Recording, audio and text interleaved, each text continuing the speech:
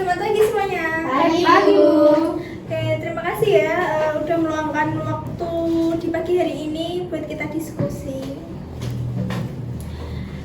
Jadi saya minta kalian untuk kumpul hari ini buat diskusi itu untuk menyempurnakan strategi pemasaran EcoBrands yang akan kita buat, produk yang kita akan buat menggunakan konsep 4P, yaitu produk, price, place, dan promotion. Jadi saya ingin rencana kita itu benar-benar matang ya untuk meluncurkan produk ini. Oke, kita langsung aja ya. Aku mau tanya nih, saya mau tanya ke Dini, gimana progres buat produk kita Dini? Baik Bu, untuk produk sendiri, untuk produk EcoBrands sendiri saat ini kita sudah dalam tahap produksi awal. Rencananya kan kita menggunakan bahan organik, tanpa pengawet, juga bebas gluten dan dikemas dengan bahan material biodegradable ya Bu ya. Untuk varian rasa sendiri kita sudah punya rasa original dan coklat. Namun untuk saat ini saya mengusulkan ada 3 varian tambahan. Ada Tropical Delight yang menurut saya ini menarik bagi segmen pecinta rasa kekinian. Lalu ada Cocoa Crunch yang disukai oleh anak-anak dan juga pecinta camilan manis, serta Nutty Bliss yang menarik bagi konsumen yang suka camilan dengan rasa kacang yang cukup kuat Bu. Oke, itu udah ide yang bagus sih Dini buat kita membuat inovasi rasa yang baru tuh. Itu udah bagus banget.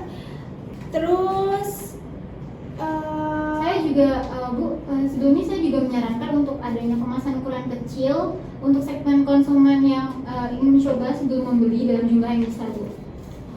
oke, itu juga ide yang bagus itu. Itu ide yang bagus Bu Dini. Kemasan kecil juga cocok untuk program sampling dan penjualan inklusif. Tapi pastikan kualitas rasa konsisten di setiap varian agar produk tetap sesuai di ekspektasi konsumen. Oke, saya setuju sih buat tambahan varian rasa itu dan opsi ukuran kecil dalam rencana produk. Oke, lanjut buat Ella, risiko finansial terkait penambahan ini apa ya? Baik Bu, tambahan rasa dan ukuran kecil akan sedikit meningkatkan biaya produksi. Namun, jika varian ini meningkatkan penjualan, dampaknya pada marketing justru bisa positif.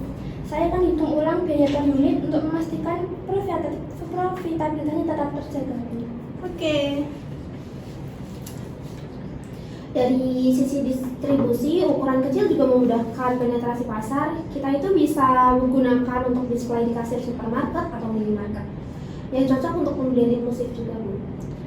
Oke, baik. Jadi pastikan tim produksi dan distribusi siap dengan perubahan ini ya.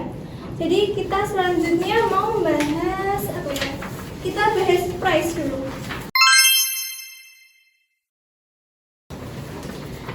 Oke, Lilut, bagaimana nih pandangan kamu soal harganya? Saya usulkan dengan harga 15.000 untuk ukuran 50 gram. Namun strategi harga bisa kita buat lebih dinamis. Seperti apa itu? Yang pertama itu harga banding lebih 3 rasa berbeda seharga 40.000. Yang kedua harga khusus online diskon 10% untuk pembelian melalui marketplace selama 3 bulan pertama. Yang ketiga paket in family size ukuran sebesar 150 gram seharga 38.000 cocok untuk konsumen keluarga. Oke, berarti itu nanti harga bundling itu ada 3 rasa yang beda ya? Iya. Oke, 3 rasa harganya 40.000 ya? Oke. Menurut saya harga ini masih masuk akal Bu. Namun kita perlu menjaga biaya produksi per unit agar tidak lebih dari Rp8.000 agar margin kotor kita tetap di atas 40%. Promo bundling dan diskon harus disesuaikan agar tidak membebani cash flow. Oh iya, Selain itu, untuk menarik reseller, saya juga usulkan sistem diskon grocery seperti beli 50 pieces dapat diskon 15% dan beli 100 pieces dapat diskon 20%. Bagus itu, usulan reseller dan diskon bisa memperluas distribusi ya. Pastikan semua skema harga ini dihitung dengan baik. Oke, kita lanjut bahas place ya. Menurut Evi gimana strategi distribusi kita? Oh ya, menurut saya distribusi itu dibagi menjadi 3 jalur utama. Yang pertama online marketplace, yang itu fokus di Shopee dan Tokopedia. Kita bisa memanfaatkan fitur flash sale dan diskon voucher gratis ongkir untuk meningkatkan penjualan. Yang kedua yaitu offline premium, menargetkan supermarket seperti The Food Hall, Ranch Market, dan toko organik seperti Sayur Box. Dan yang ketiga yaitu reseller dan distributor lokal, menyediakan program reseller bagi toko-toko kecil atau komunikasi lokal yang fokus pada gaya hidup sehat. Untuk tahap awal, kita bisa memulai dari wilayah Jabodetabek sebelum memperluas distribusi ke kota besar lainnya. Oke, baik. Kalau begitu, sebagai manajer produksi, saya membutuhkan estimasi jumlah distribusi awal untuk memastikan stok mencukupi ya. Jangan sampai distribusi terganggu karena kekurangan stok. Distribusi offline butuh investasi awal seperti biaya listing di supermarket. Saya usulkan kita prioritaskan online di tahap awal karena lebih hemat biaya, Bu.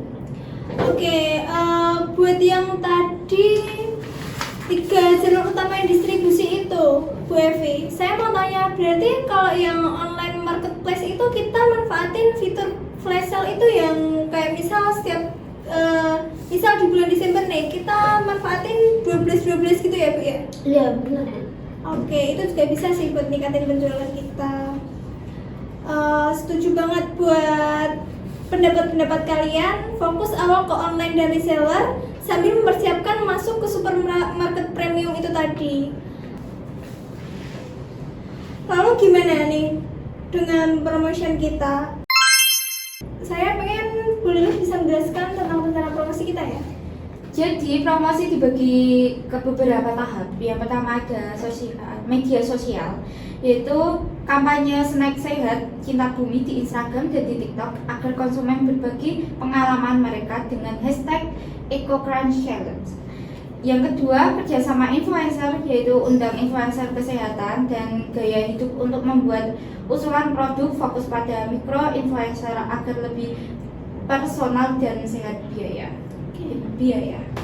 Yang ketiga ada event offline, itu ikut serta di pemeran produk sehat seperti di Solo, terus seperti atau di festival lainnya di Eco Market.